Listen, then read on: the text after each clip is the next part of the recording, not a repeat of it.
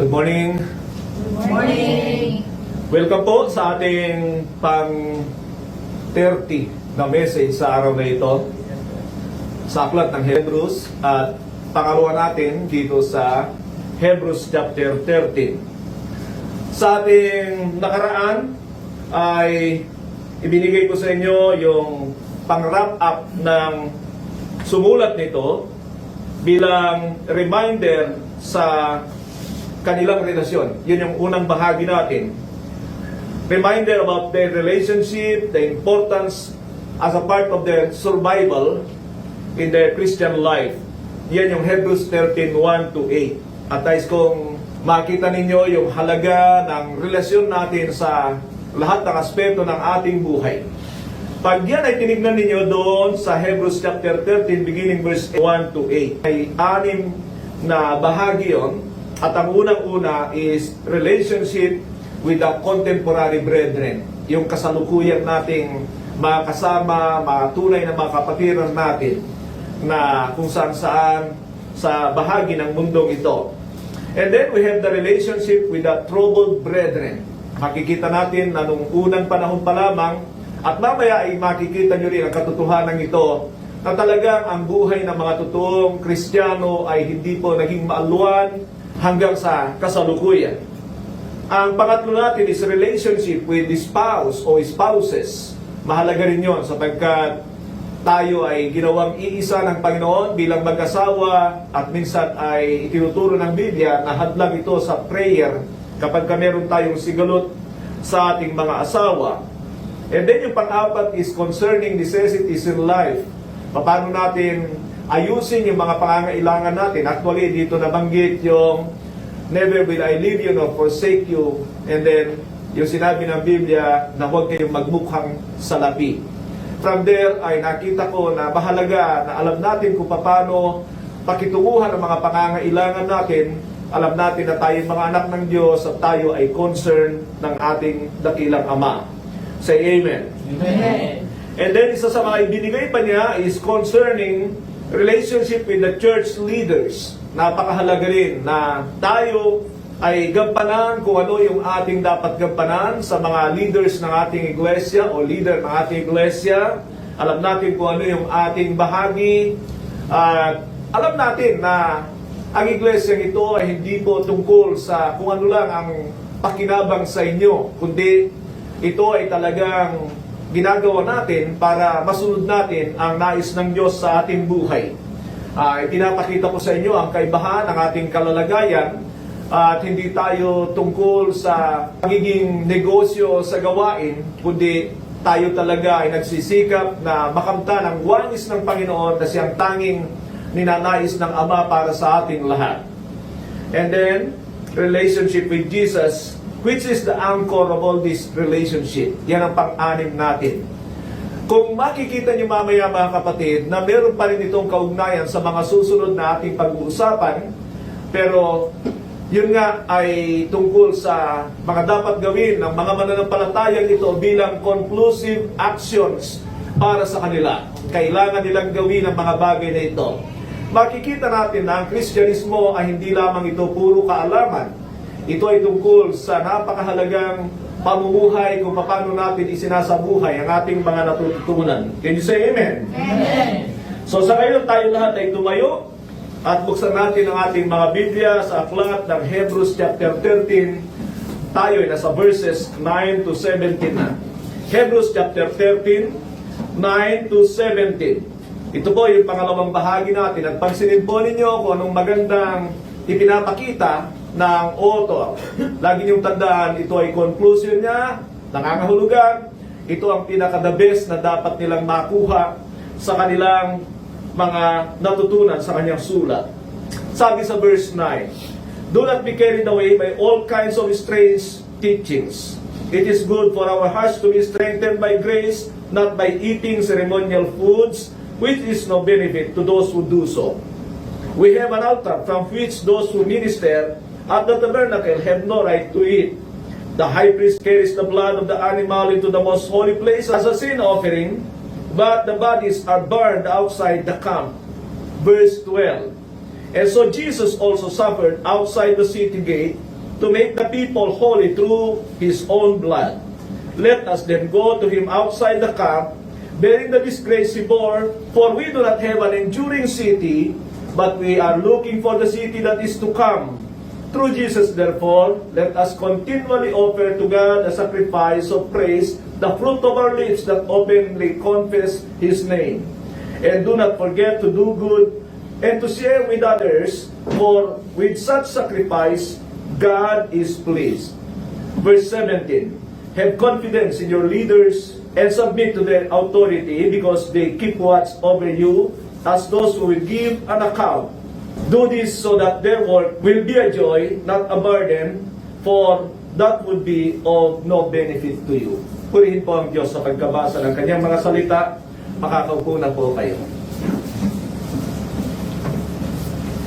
Hindi ko alam kung ano nasa isip nyo habang ito'y binabasa nyo, pero makikita nyo na mayroong mga pautos na sinasabi ang author dito.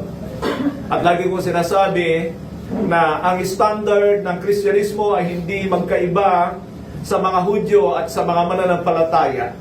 Alam niyo, marami pong nagpapalusot na sinasabi nila kapag binabasa natin, halimbawa, ang Galatians, ang James, ang Hebrews, kasama na ang 1 Peter and 2 Peter, ay lagi nilang sinasabi kasi para daw sa mga Hudyo at hindi para sa mga mananampalataya. Pero alam natin na paulit-ulit na sinasabi ng Biblia na wala nang kaibahan ang Hudyo sa mga Hentil pagdating kay Kristo. At ang tipan ng Diyos ay iisa lang, na hindi mo pwedeng sabihin na iba sa atin at iba sa mga Hudyo. Dito sa ating binasa ay makikita nyo na meron siyang pinupuna sa mga Hudyong ito sapagkat patuloy nilang kinikilala yung kanilang mga kinagisnan at ito ay nakaka-epekto sa kanilang pananampalataya. Yun ang sinasabi ng sumulat sa kanila. So, punta tayo dito sa ating napag-usapan at nais ko ibigay sa inyo ang ating pamagat para lalo niyong makita kung ano ang aking mga ipapaliwanag sa inyo mula rito. At ito ang nakita ko. Important concluding instructions. Important concluding instructions.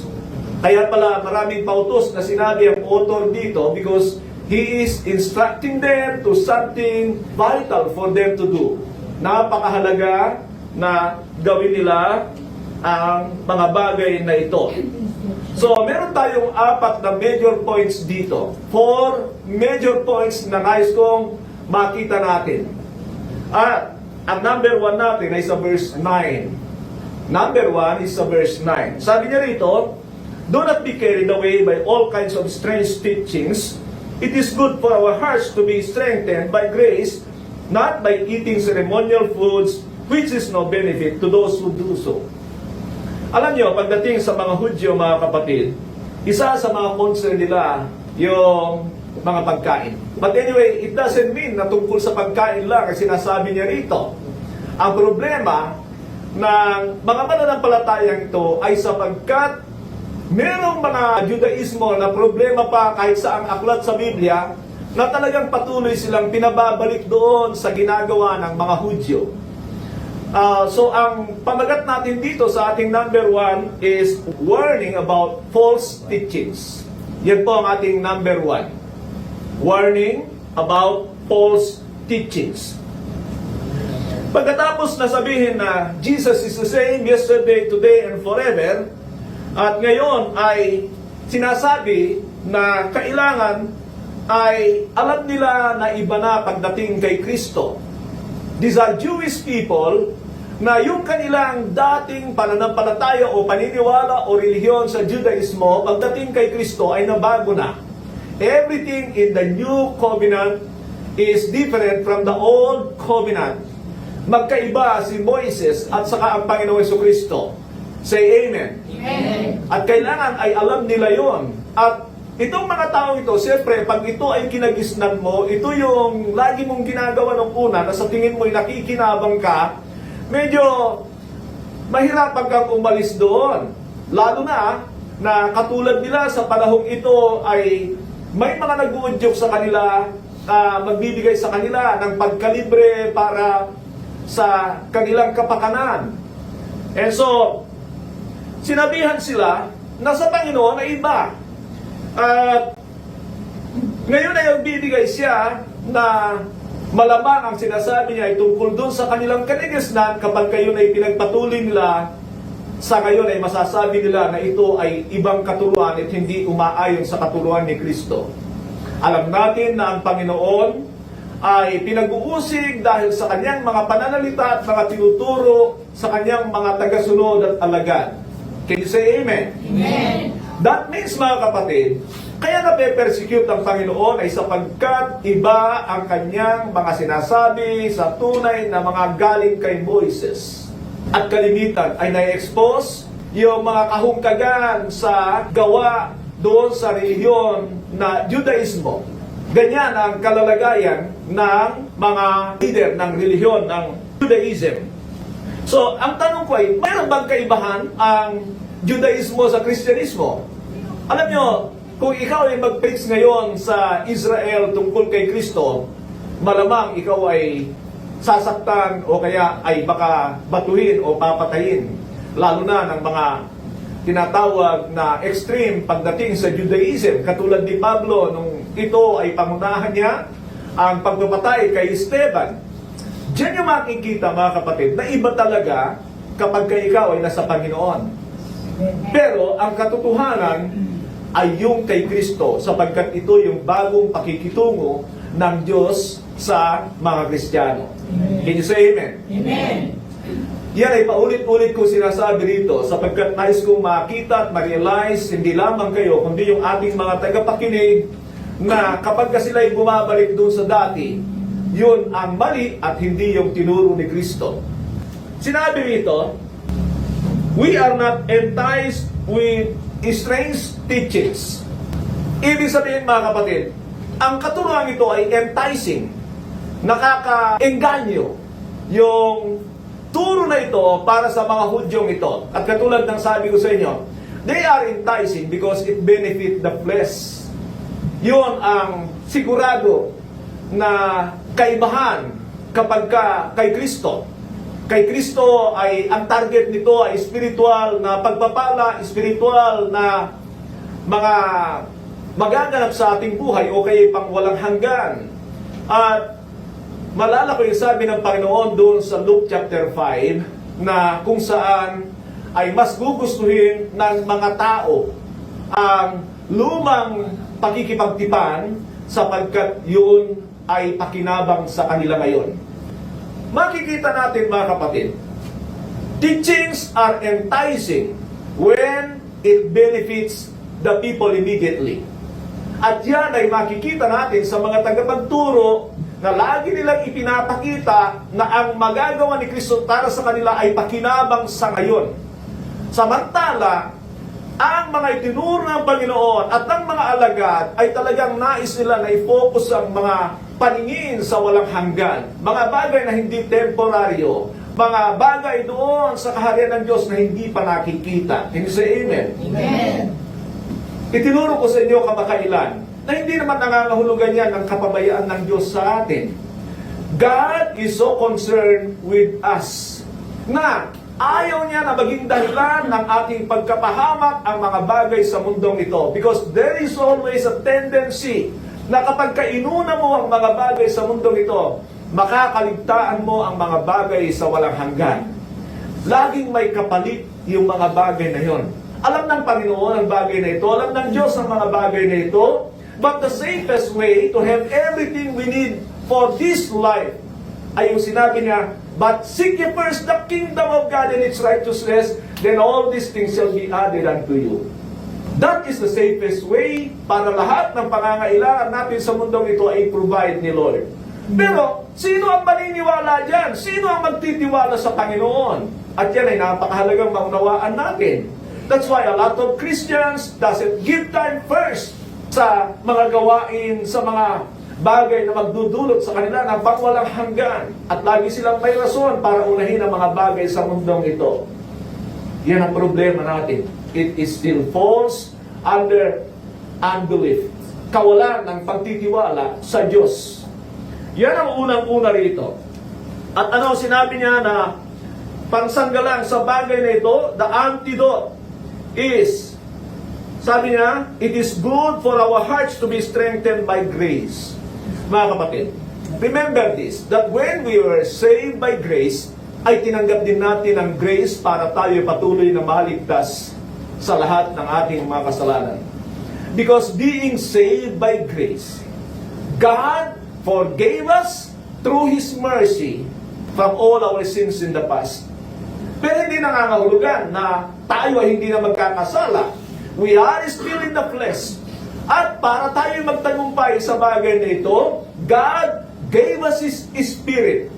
Can you say amen? Amen. It is the seal of our salvation. It is the sign that we are of God. The Holy Spirit of God, who now indwells with the believers. He is the grace of God. Hebrews 10:29. The Holy Spirit is the Spirit of grace. Hindi ka naligtas kung hindi ka tumanggap ng banal na Espiritu. Because at that point na ikaw ay sumampalataya, nilinis ka ng Diyos, pinatawad ka ng Diyos, ikaw ay naging karapat-dapat na panahanan ng kanyang banal na Espiritu. Now, ano ibig sabihin sa bagay na ito? That when a person is saved by grace, he will also receive all the graces he needed for a godly life. Tinanggap natin, kinumpleto tayo ng Diyos. Yan ang sabi ng Biblia. And that grace ay sabi niya na ito ay various forms of grace. Amen. Napakarami ng grace ng Panginoon, sapat sa lahat ng aspeto ng ating buhay. Amen. That is the grace of God, pero hindi nangangahulugan na hindi ka mabuhay para sa pananampalatayang ito. Amen. Ulitin ko na naman ang katotohanan ito, na may dalawang uri ng pananampalataya. Pananampalataya nung tayo ay mula sa unbeliever pa. Sumampalataya tayo at tayo ay nagkamit ng biyaya ng Diyos. What is that grace na nabanggit doon sa Ephesians 2:8 and 9? It is the mercy of God to save us from our sins in the past. Amen. But He gave the Holy Spirit to us, which is the grace of God, to overcome the power of sin, which is still in us because of this flesh. Amen. Kaya binabalaan tayo ng Biblia tungkol sa malamang ay pananaig ng laman.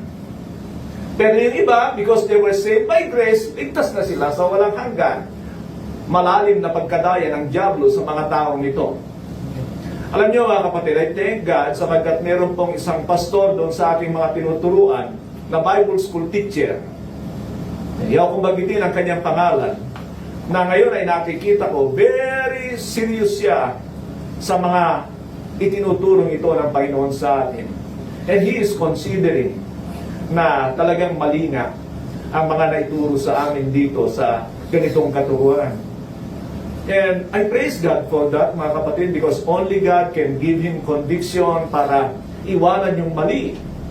Ang kalaban ng marami diyan ay yung pakinabang sa ngayon. And there are a lot of leaders na nakita ko, hindi nila maiwanan yung dati dahil nakikinabang sila.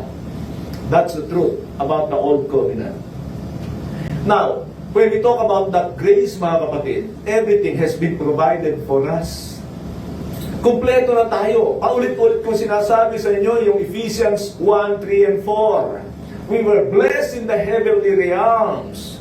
Amen? Amen. With all the blessings that we need in life. At yung sabi ng 2 Peter 1:3, na we were blessed and everything has been provided for us for life now, buhay natin ngayon, and for a godly life.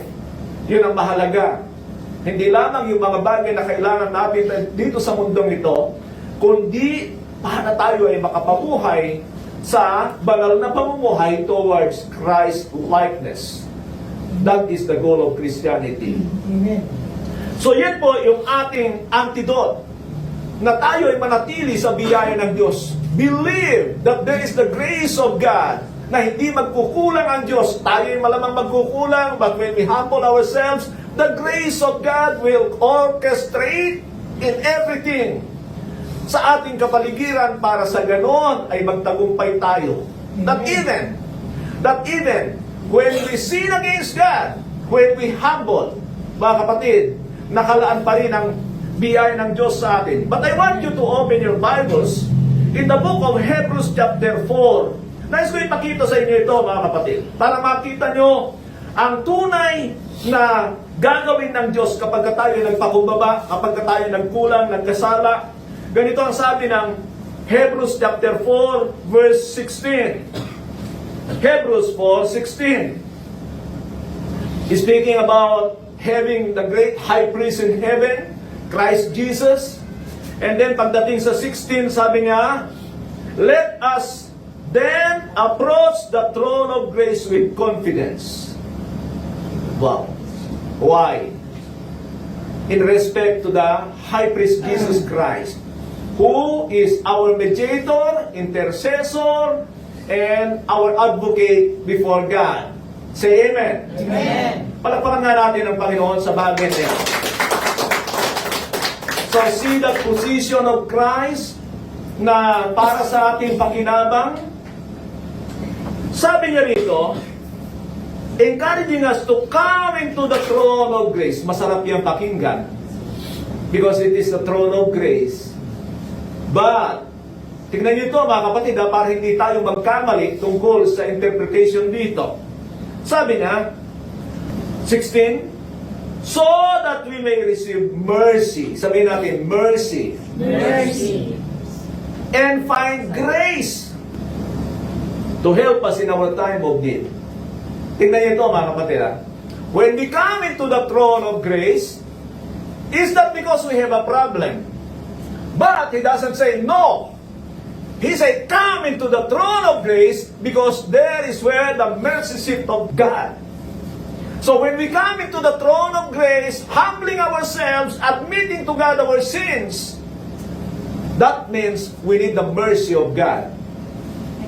Amen? Amen. When we humble and genuinely repented from the sin that we committed, pag tayo ay nagpakumbaba, ibibigay niya yung kanyang habag. Magkaiba ang habag sa biyaya. Makita nyo rito, mercy and grace are two different things. Sometimes magkapareho sila, katulad ng Ephesians 2:8 and 9, pero dito mga kapatid ay magkaiba because yung mercy dito, so that we may receive mercy for our sins in the past, and find grace. Find grace. Sabi niya, to help us in the time of our need. Tingnan niyo ito mga kapatid. Gusto niyo malaman kung kayo pinatawad ng Diyos? Because everyone who come to the mercy seat of God, siyempre ang kinig mo na ikaw ay pinatawad ng Diyos. Tama. Mga kapatid, unawain niyo ito. Pag kayo'y nagkasala, siyempre lalapit tayo sa Diyos. Wala tayong kakayanan na solusyonan yung kasalanan natin. Say amen. Amen. Lalapit tayo ngayon sa Diyos. Siyempre, paniwalaan natin ang sinabi ng 1 John 1:9 that if you confess your sins, God is just and faithful to forgive you and cleanse you from all your unrighteousness. So we accept that. And so we can have peace. Pero, that can be emotional kung hindi natin alam yung ikalawang bahagi na sinabi niya, and find grace to help us in our time of need. You know that you are forgiven by God when that forgiveness came together, yung mercy niya and yung grace niya to help us now for our future, sa ating hinaharap. We need the grace of God for our future. We need the mercy of God for our past sins. But now, alam mo na ikaw ay binigyan ng Diyos ng kanyang habag, ng kanyang awa kapag kaya mo ng pagtagumpayan ang kasalanan ito. I know a lot of Christians na kapag sila ay lumapit sa Diyos, siyempre, aangkinin nila, pinatawad na ako ng Diyos diyan, nag-confess na ako. How do you know that you were forgiven by God? You know it when you have the grace to overcome the next temptation that come your way. Alam niyo, nung ma-realize ko to, because a lot of Christians, they always say, I am forgiven by God, I am forgiven. Kaya yung dugo ng Panginoon, mistreated na yun. Yun ang sinasabi ng chapter 6 ng Hebrews, na yung dugo ng Panginoon, ginagawang parang tubig sa kanal. Ano yun? na every time na sila magkasala, they go to Christ's blood, Christ's blood, Christ's blood. Realize, the reason you cannot overcome sinning is that you are not genuinely repenting before the Lord. Amen. Because when you genuinely repenting before the Lord, He will give you not only His mercy, but also give you His grace. Para sa ganun ay mamuhay ka ng may katagumpayan sa mga susunod katulad ng mga naghulog sa iyo sa kasalanan. What is the use? Well, if God will not give you the grace of God to overcome sinning, wala rin. Ma-overuse yung paggamit sa dugo ng Panginoon. Mga kapatid, hindi ito matanggap ng marami, I know. Pero nung na-realize ko ito, ay sabi ko, oo nga, kung meron palang biyaya ng Diyos na hindi lamang para sa ating mga nagawang kasalanan, at para tayo ay magkaroon ng tulong sa panahon ng pangangailangan. Yan din ang sinasabi ng 1 Corinthians 10:13, na ang Diyos ang tutulong sa atin kapag tayo ay may biyaya niya. Amen. And do you not realize na minsan hindi natin alam paano natin mapagtagumpayan ito? Yung mga patutuo nyo kanina, I see that as not only the mercy of God, but as a grace of God. Amen. Pero ine-explain ko sa inyo na you haven't received the mercy of God if you have not received the grace of God. Like in our salvation, marami nagkiklaim, I am saved by grace. If you are saved by grace, now you have the mercy, the grace of God to overcome sin. Ulitin ko, if you were saved by grace, now you have the grace of God to overcome sinning. Amen. You were not only given the grace for you to be forgiven. Pareho yan dito, mga kapatid, sa sinasabi ng Hebrews 4:16. Kaya lang, problema natin kasi, dahil nga sa 1 John 1:9 na yon, na kaya kong patawarin ng Diyos sa aking mga kasalanan, hindi tayo katulad ng Panginoon na nananangis sa Diyos na ayaw niya magkasala. That is our problem. Ibig sabihin, pinapagaan natin ang kasalanan na nagagawa natin, and then, walang biyaya ng Diyos. Hindi tayo magtatagumpay. Sometimes, it is caused by ignorance of the Word of God. Amen. Yun ang dahilan. Amen. Anyway, mga kapatid, punta tayo rito sa ating pangalawang punto. Verses 10 to 14. Ang pamagat ko rito, para alam ninyo, is following and clinging to Jesus Christ. Following and clinging to Jesus Christ. Basahin ko po ang sinabi. We have an altar from which those who minister at the tabernacle have no right to eat. The high priest carries the blood of animals into the most holy place as a sin offering, but the bodies are burned outside the camp. And so Jesus also suffered outside the city gate to make the people holy through His own blood. Let us then go to Him outside the camp, bearing the disgrace He bore. For here we do not have an enduring city, but we are looking for the city that is to come. Una, makikita nyo, patuloy pa rin na ipinapakita ng author ang kaibahan ng New Covenant sa Old Covenant. Tingnan nyo kung anong issue ito, mga kapatid, ha? He was talking about the old way ng Judaism, ng mga Levita, at kung ano yung na kay Kristo. Kailangan yung makita ang katotohanan yan, na hindi maliit na bagay na nalilihis ka sa katuruan ni Kristo at ikaw ay magdadagdag doon sa tinatawag na Judaismo, which is happening to a lot of churches, at yan ay problema ng mga katulad kong tagapagturo. Problema yan ng tagapagturo. And the problem ay nare-reveal doon sa Psalm 25:14. Psalm 25:14 reveals that misunderstanding the covenants of God is an issue of the lack of fear of God in the hearts of people. Issue talaga yan sa puso ng tao. And thank God, wala na ba akong masyadong kaibahan sa mga taong ito? Except of course, nang nare-realize ko, sabi ko, natututunan ko ang mga batas ng Diyos. I mean, the Mosaic laws. Pero bakit hindi ako nagtatagumpay? And I'm asking God, Have I been born again? Na-born again ba talaga ako, Lord? And by the mercy of God, tinuro sa akin ang Panginoon ito. Hindi madali, sapagkat maraming Kristiyano ayaw talaga ng ganito. Minsan iniisip ko, alam niyo kung gaano kasigasig pagdating sa evangelism. But today, nare-realize ko, it's not that I became lazy. It is because I need to put some time in discipling people, seeking for leaders, church leaders, na kailangan ma-influensyan ko. And I love this because God is giving me people na kahit mga napapakinggan nila yung mga negatibong bagay sa akin, ay gumagawa ang Diyos. Because these people na inilalapit sa akin ng Diyos, hindi lahat ay pare-pareho.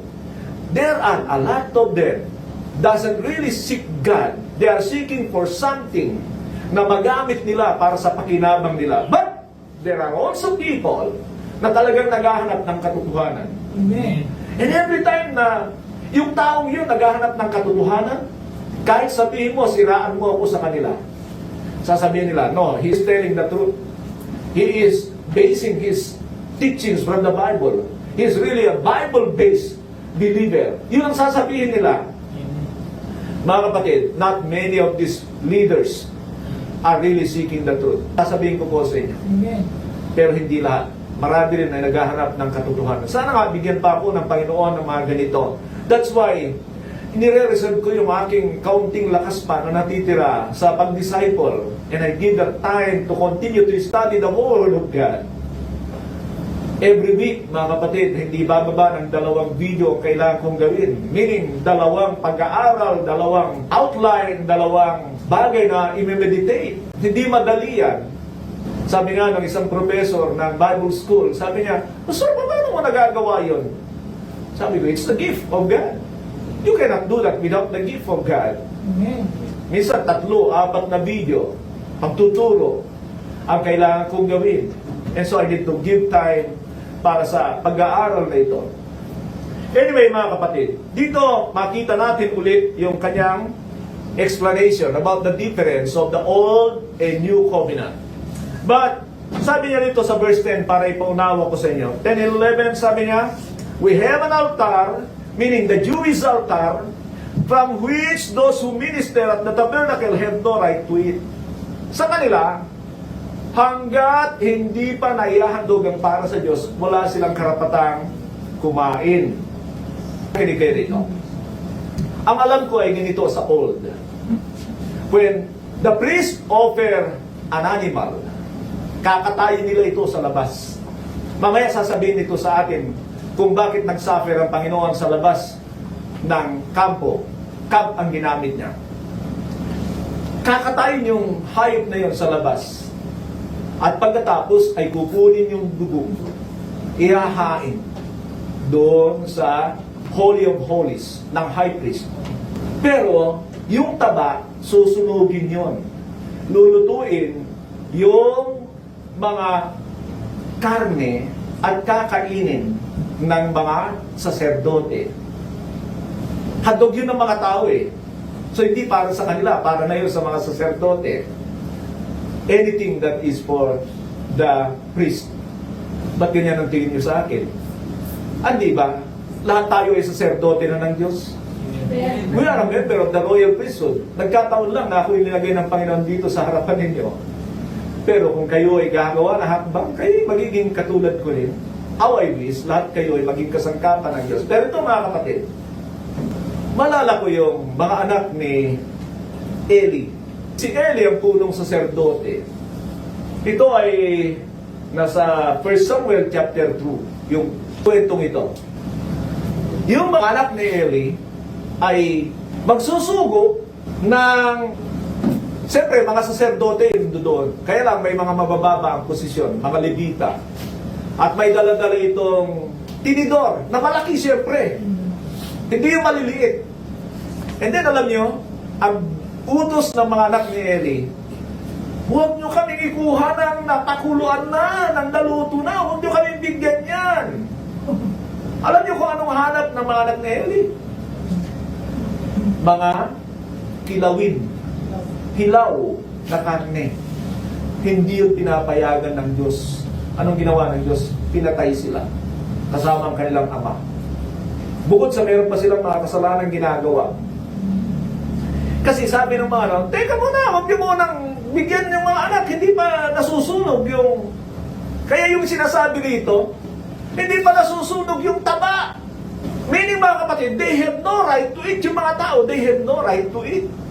Wala silang karapatan kumain. Yun ang sinasabi niya rito.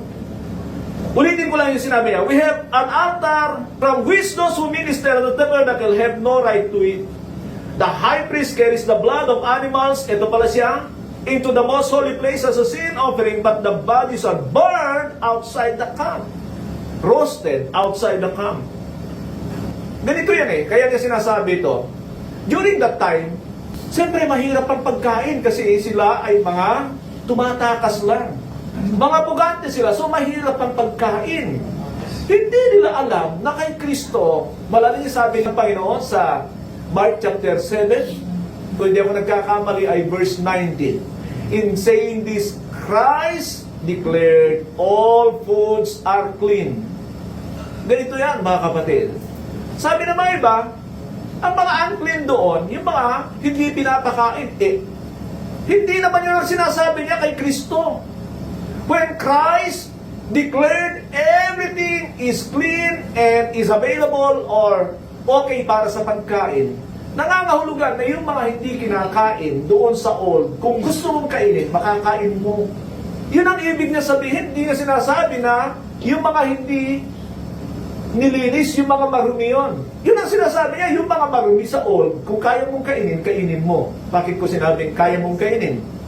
Because if you don't want to eat it, it's not a big issue. Meron lang dalawang bagay na hindi pinapakain sa mga Kristiyano. Alam niyo mo ano? Number 1, dugo. At saka, mga inihandog sa Diyos-Diyosan. Pero kung unaware ka doon sa inihandog sa Diyos-Diyosan, walang issue sa iyo. Hindi ka mananagot sa Panginoon. Pero kapag ka sinabi sa iyo ng pinasok mong bahay, ay alam mo, meron ditong tirang inihandog namin kay San Roque. Uy, inihandog mo sa Diyos-Diyosan? Hindi ka pwede dyan. That's the time na ikaw ay lumantad bilang Kristiyano. Pero kung iahain sa iyo ang anumang pagkain na hindi naman dugo o dinuguan at wala namang putong puti, no, kahit may putong puti, mga kapatid, huwag niyong kainin. Hindi ko alam kung anong resulta. Huwag na tayo pumunta doon sa mga issue ng doktor-doktor. Hindi yung karumihan ng dugo ng tao. Basta sinabi ng Biblia, kahit sa panahon ni Noe, nung sila'y lumabas sa daong, sinabi ng Diyos, huwag niyong kakainin ng dugo. At ang issue diyan is because that life is in the blood. Blood is life.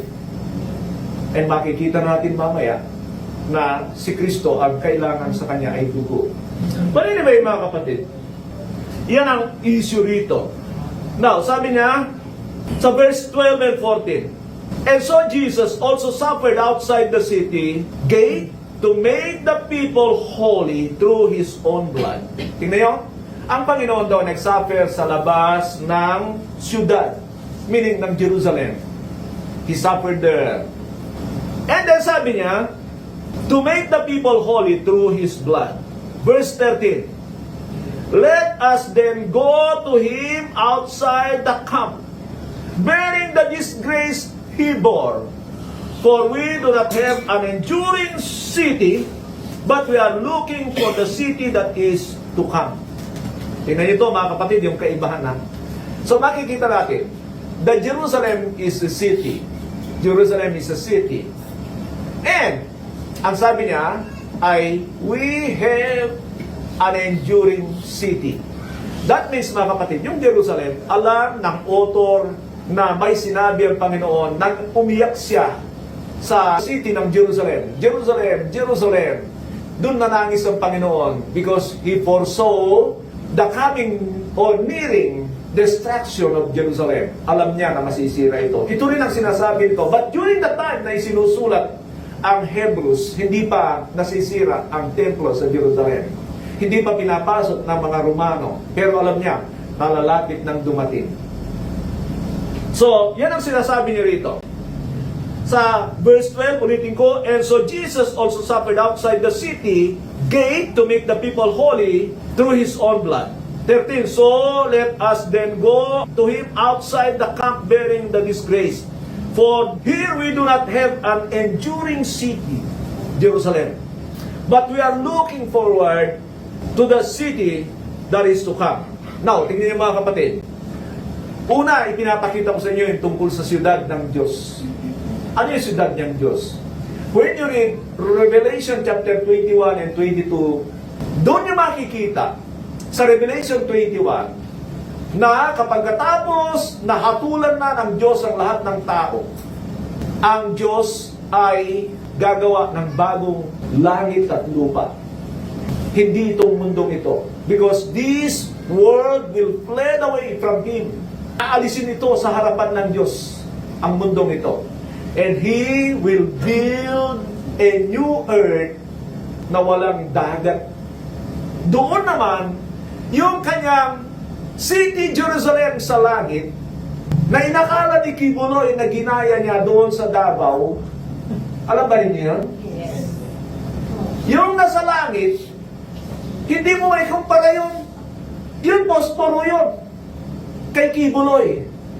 Posporo yun sa siyudad ng Panginoon, sapagkat yung siyudad ng Panginoon, mula apari hanggang hulo, bumalik ka pa sa gitna nun, ayon sa description ng Biblia, meaning, isa't kalahati ng apari sa hulo, ganun ang haba, ganun ang lapad, ganun ang taas. Kung ilang level, mga kapatid, hindi ko alam. Walang sinabi ang Biblia. Ganon ang siyudad na ito ng Panginoon, na sinabi niya, it is an enduring forever. Ibig sabihin, di masisira. Parang hindi kayo excited. Amen. Pero nakikita ko sa mga mata niyo, kumikislap-kislap.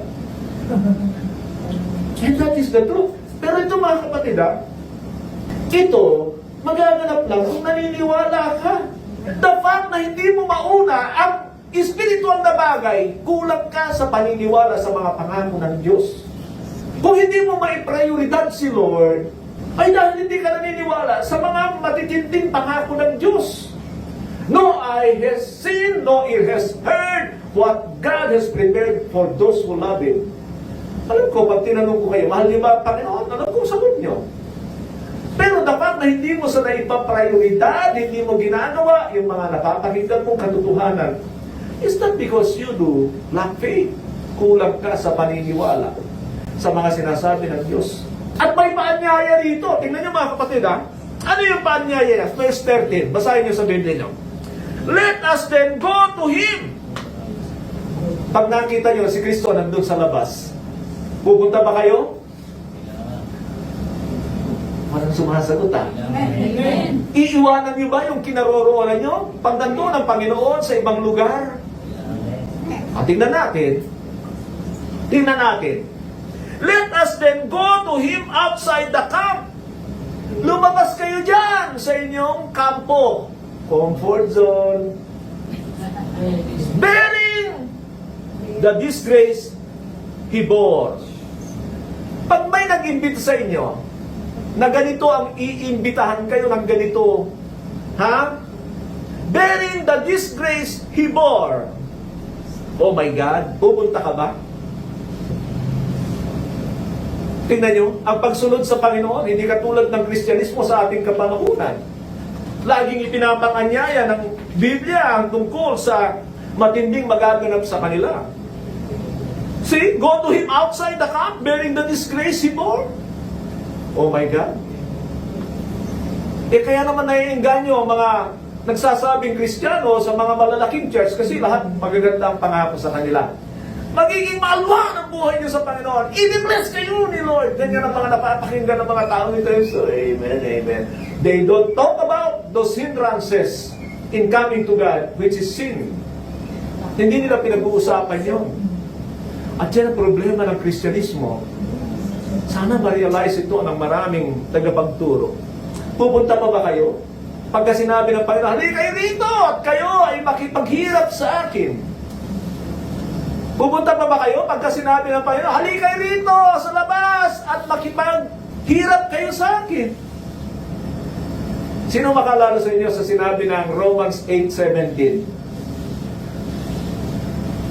Tayo mga anak ng Diyos, at kung tayo mga anak ng Diyos, kasama tayo sa mga mamanahin ng Panginoon, kung tayo ay kasamang tagapagmana sa Kanyang paghihirap. Kaya tao ayaw naman niya ng hirap eh.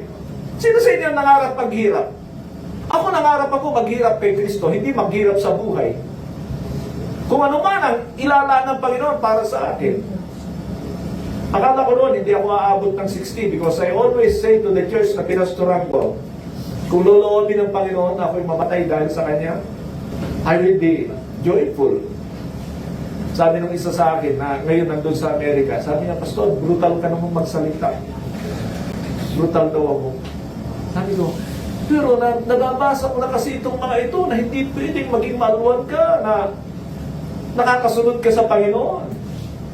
Kung susundin mo ang kagustuhan mo, bay, hindi ka makasunod sa Panginoon. At mga kapatid, tingnan nyo, isalamin nyo ang inyong mga puso. Am I really willing to suffer for Christ? Malala ko rin yung sabi ng 1 Peter 4:14. Bahagi ng pananahan ng banal na Espiritu sa atin is suffering. And a lot of people today, kapag kasi may pinananahanan ng Espiritu ng Diyos, ang gusto nila, maluwag, nandiyan lahat, masaya sila. Mga kapatid, pwedeng pagsamahin ang joy at ang suffering. Alam niyo ba yun? Christ is a man of sorrow, but full of joy. Why? Because His joy is the Father. Amen. Pag ang Ama ang kagalakan mo, hindi yung mga bagay sa mundong ito. Pag mga bagay sa mundong ito, iyakin ka. Miserable ang buhay mo pag may problema. Pero pag ang Diyos ang joy mo, whatever happens, alam ko na hindi talaga ito ang buhay natin sa mundong ito. Amen. Amen? Amen. Punta tayo sa pangatlo, 15 and 16. Ang pamagat ko rito is serve righteously and sacrificially. Serve righteously and sacrificially. Sabi niya, through Jesus, therefore, let us continually offer to God a sacrifice of praise, the fruit of lips that openly profess His name. And do not forget to do good and to share with others, for with such sacrifice, God is pleased. Meron dalawang sakripisyo rito, mga kapatid. The sacrifice of praise, sabi niya. What is that sacrifice of praise? Kaya dami talagang focus nila music eh. Meron dito sa lugar natin, lahat talaga walang ginawa, kundi talagang very sweet daw sila kasi sila ay palaawit sa Panginoon. And they talk about David, a man of praise. Mga kapatid, walang problema yan pagdating kay David because David is a man after God's own heart. Pag ikaw ay hindi ganoon kay David, sasabihin niya sa iyo yung sinabi ng Amos 5:20. Ano yung sinabi ng Diyos sa mga tao doon na mahilig mag-praise sa Panginoon? Puro awitan doon. Sabi ng Diyos sa kanila, lumayo kayo sa akin, ayaw kong marinig ang inyong mga awitan. Mga kapatid, makinig kayo. Gusto kong makita niyo yung kay Cain at Abel. Alam niyo kung bakit tinanggap si Abel? It is his life, buhay niya. Sabi doon sa Genesis, Abel was accepted before his offering. Yung buhay niya, tinanggap na ng Diyos bago pa siya maghandog. Yun ang ibig sabihin nun. Pag ikaw maghandog sa Panginoon, ayusin mo muna ang buhay mo. Para yung iyong handog, ano man ito, whether it is praise, it is an act of sacrifice, will be acceptable. Is that you have a life that is acceptable. Ano sabi ng Romans chapter 12 verse 1 and 2? Sabi ng Romans 12:1, I urge you therefore, brothers, in view of God's mercy, to offer your bodies as a living sacrifice, holy and acceptable. This is your spiritual act of worship.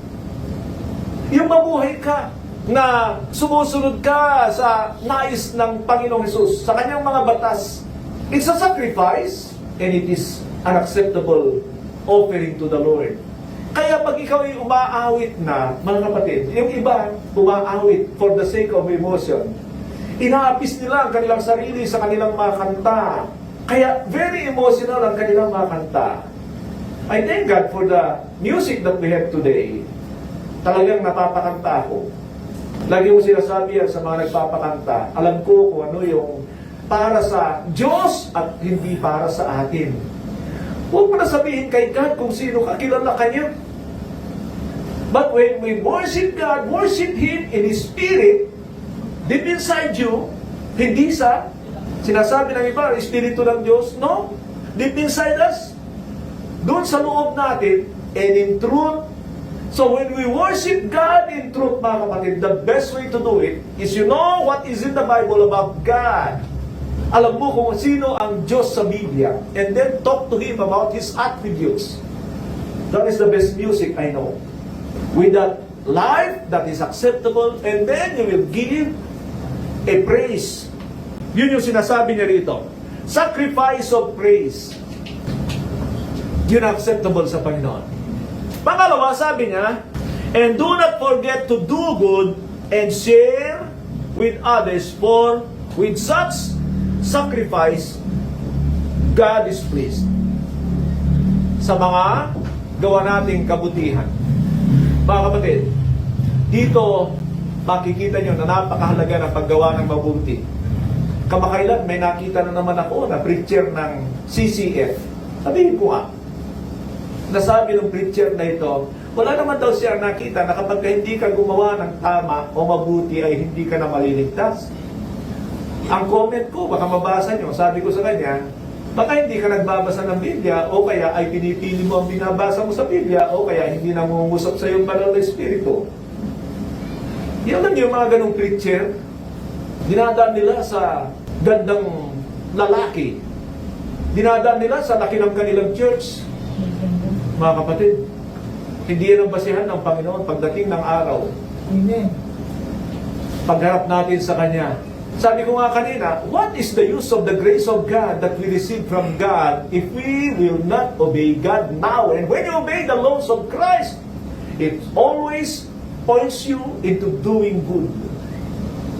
Malala niyo ba yun? Sabi ng Acts 10:38, Christ went around doing good. That is an example for us. Eh kasi hindi naman Christ-likeness ang habol nila. Habol nila yung pastor, yung katulad sa pastor nila, yumaman na. Super millionaire na sa kanyang ginagawa.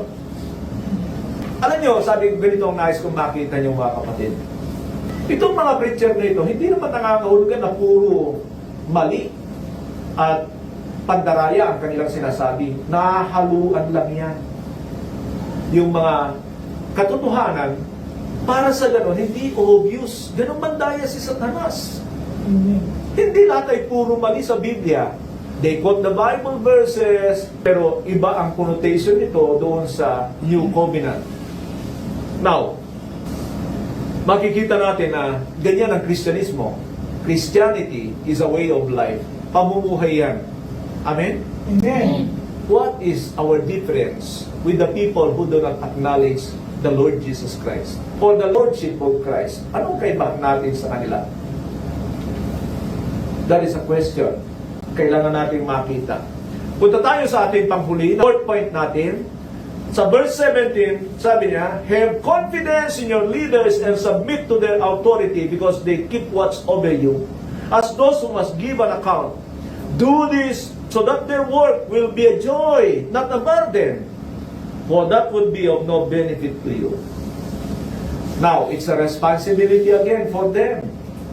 Hindi ko alam kung sinong leader ng iglesia na nangangasiwa sa mga Hudyong ito, Hebrews. But I know na una si Peter ang apostle sa mga Jewish people. He is the apostle for the Jews. But si Pablo, mga kapatid, kahit saan mo papuntahin si Pablo, lagi niyang inuuna ang mga Hudyo. Andiyan ba kayo? Read the book of Acts, ganyan si Pablo, because he was so concerned about his people, the Jewish people. So kahit sabihin mo na he is the apostle to the Gentiles, hindi niya kinakaligtaan. Sino mang nais makinig sa kanya? But oftentimes, mga kapatid, pag binasa nyo ang book of Acts, from starting chapter 13 to 28, nakafocus na yan kay Paul. 1 to 12 by kay Peter. Na-convert si Paul sa chapter 9 ng book of Acts, pero makikita nyo ang ministry niya talaga ay nagpasimula sa 13. Now, ganito ang ibig ko sabihin diyan. Pagka si Pablo ay nagpupunta sa iba't ibang lugar na kung saan ay nangalat ng mga Hudyo, lagi niyang pinupuntahan una sa lahat yung mga sinagoga. Synagogue is a place where the Jewish people are being gathered every Sabbath day. Nandun sila. And so he would preach to them. And mostly, si Pablo ay namomroblema sa kanila dahil ayaw nilang makinig ng iba kaysa sa Judaismo. Sa halip, pag may mga nakikita silang mga convert na Kristyanismo, ay pilit nilang tinitwist na ibalik sa Judaism. Yan ang problema ng Kristyanismo dito sa aklat ng Biblia. So, whoever the leader is, sabi ng author, have confidence in your leaders and submit to their authority. Paano mo pagkatiwalaan ang leader mo? Alam niyo, maraming tao ngayon ay nagtitiwala sa kanilang mga leader. Pero the fact na sinabi ng Panginoon, a blind man leads a blind and they both fall into the pit. Nakuha nyo? Pag bulag daw ang iyong taga-akay at bulag yung inaakay mo, pareho silang mahuhulog sa buhay. So, how can you know na ang leader mo, para magkaroon ka ng confidence sa kanya, ay talagang dinadala ka sa buhay? Ay, stricto yan. Eh, di pumunta kayo kay Lord, pumunta kayo kay Peter, pumunta kayo kay Paul. Stricto ba sila? Bakit sila stricto? Gusto ba niya stricto? Ang totoo, hindi. Pero kapag kamali ang buhay mo, talagang ang turing mo sa leader mo magiging stricto kung yan ay totoo. Kung meron kang leader na kahit mali ang buhay mo, ay para kang inaamo-amo, naku, hindi ito galing sa Panginoon. The first signs that you have a leader na tamang pagkatiwalaan ay tinuturuan kanya ng buong Biblia. Alam niya kung anong sinasabi ng Biblia. Number 1, hindi ang concern niya sa iyo ay yung 10% mo, 20% mo, kundi ikaw ay mahuhog sa wangis ni Kristo. Amen. Yan ang sinasabi ni Apostol Pablo sa Colossians 1:28 and 29. Read that, mga kapatid. Tingnan niyo kung ano ang leader. O kaya sa Galatians 4:19 na sinabi niya, I am again in child-bearing pain so that I can mold you into Christ-likeness. Tingnan ko ayun, mga kapatid. Baka nagkakamali ako. Sa Galatians 4:19.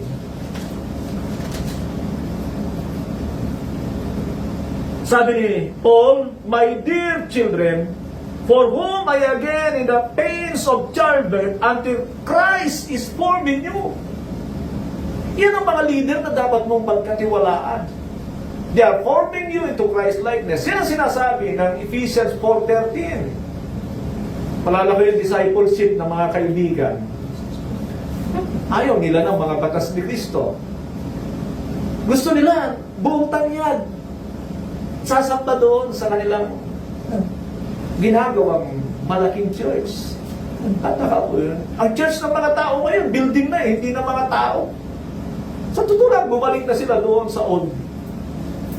Sa old, ang building, ang church. Sa New Covenant, ang church ay mga tao.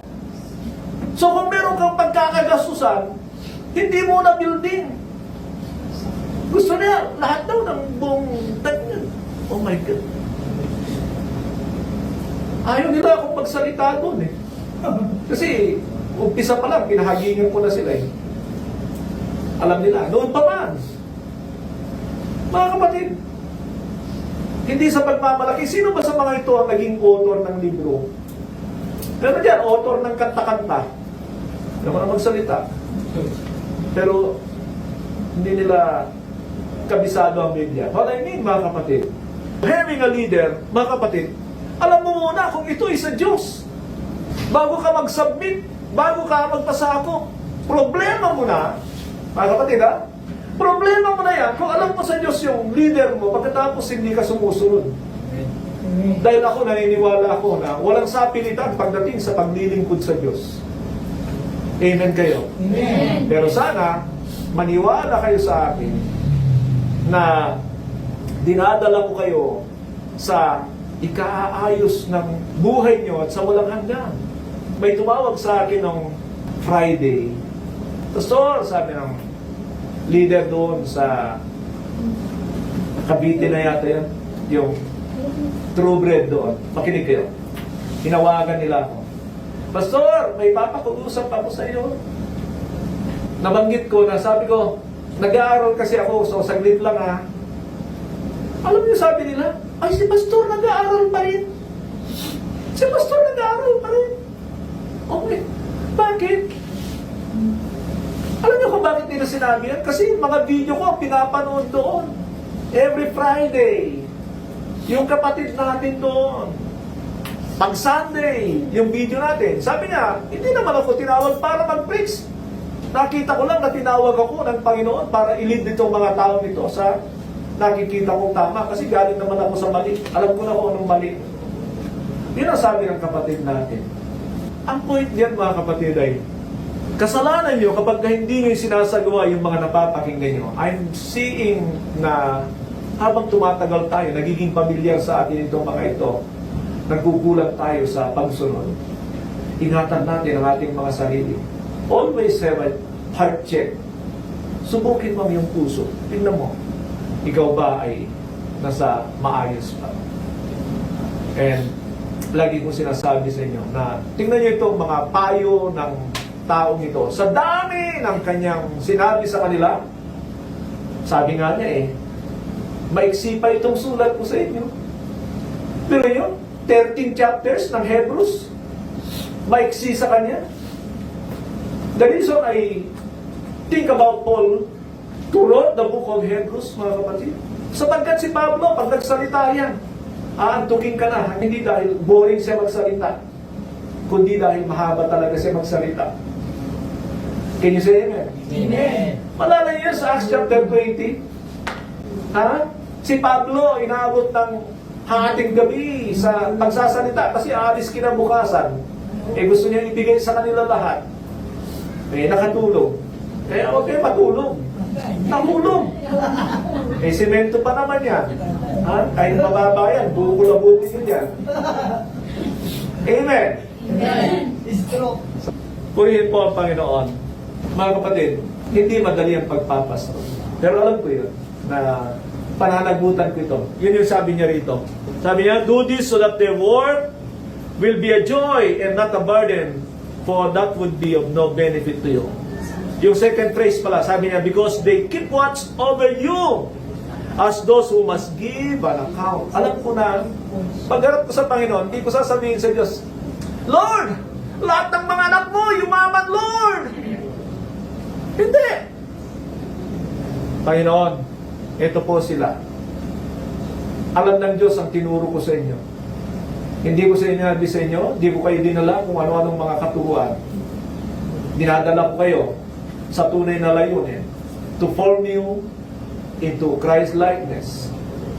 And mga kapatid, ano ang obligation nyo? Sabi niya, do this, meaning submit to their authority so that their work will be a joy. Gusto niyo masaya si Pastor? Huwag niyo regaluhan. Sumunod lang kayo. Sa totoo lang. Marami, pagka masaya yung mga iba, kapag ang dami tinatanggap, pinopost pa yung mga first fruit. Oh my God. Sabi nga nung gumagawa, wala yan, first fruit na yan. Pang-scam yan sa mga tao. Nasa Bible daw yan. Nandun yan talaga sa Old Testament. Now, Christ has become the first fruit. Sinong gusto mo? Si Christ o yung first fruit sa Old? Yun, isa sa mga kaibahan ng Old and New Covenant.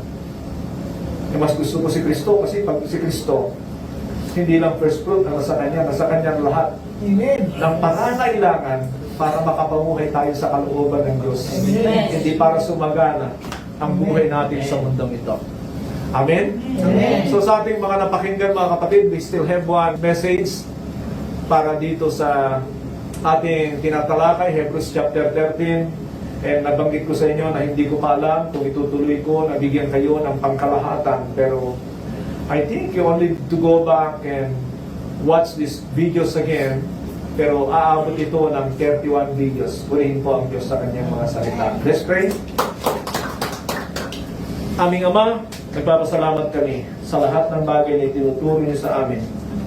Kinikilala namin na ang aming nararating sa pagkaunawa sa mga bagay na ito ay hindi galing sa amin kundi sa iyong habag. Sa biyaya niyo, tulungan niyo kami na mabuhay. Ito ang aming samot dalangin sa pangalan ng aming Panginoon Jesus. Amen. Amen.